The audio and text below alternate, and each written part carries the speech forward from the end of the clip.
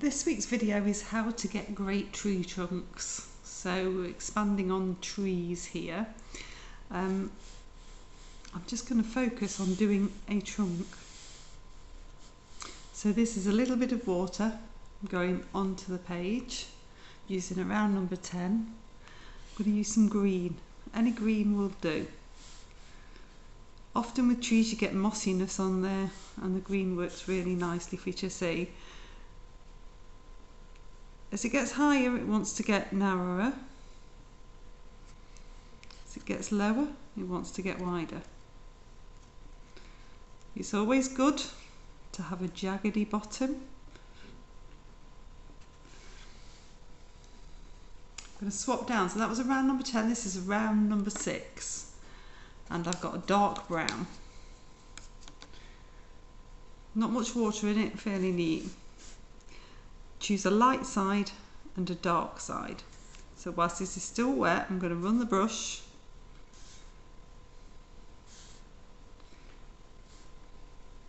down this side of the tree. And because it's wet and the paint's fairly thick, it will start to move across and do its thing. So it's going to give it a cylindrical feel without you actually having to do much. And I'm going to touch very lightly on the other side. Just touching that edge. So I'm not taking as much dark in that side, but there's enough for it to give it a bit of shadow. You can bring a little bit more in at the base. Tends to be darker at the base. Then I have a line writer or a rigger, and I can just start to pull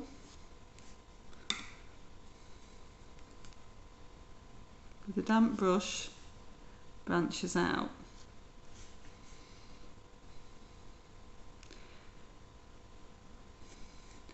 Now anything in nature doesn't look even, so you've got to try to make it uneven so you don't get a pattern. So if I pull out one this side, I wouldn't pull out one there, I'd pull one further down, making it uneven.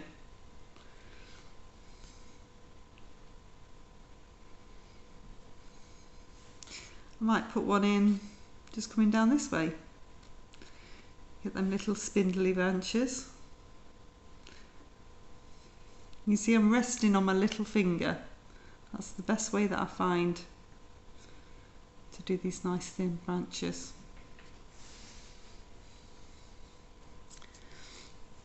Once you've done a few lighter ones, you can bring in the darker. So this is the brown again. Last time was just water, now I'm just using the brown to bring in a few more defined branches.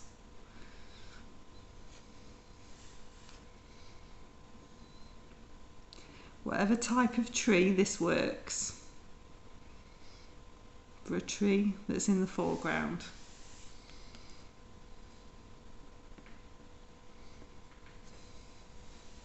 I've got another video on distant trees that you can watch.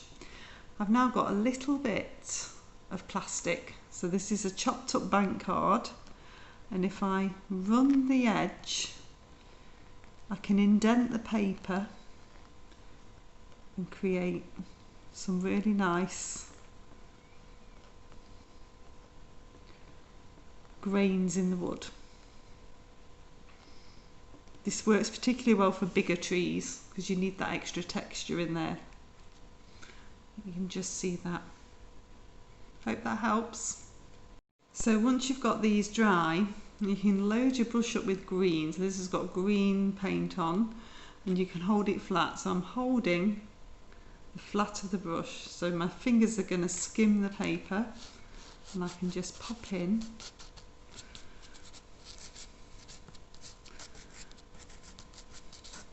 some foliage. There's all different ways to do foliage. This is one of them. It's about catching the surface of the paper. This is called dry brushing, but your brush is actually not that dry. It's just catching the surface of the paper and you're keeping it very, very flat. You can come in with a little bit darker. The trick is for it to not get too wet on those bits of paper, because it will become really blobby. So it takes a bit of practice, but the trick is to keep it flat as you're scratching the surface. And then you can just wash a little bit of green in at the bottom. And then the important thing is to get the shadow on the ground as well, because that really grounds your tree.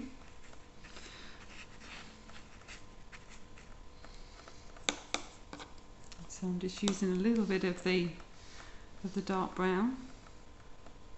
Take a shadow into ground.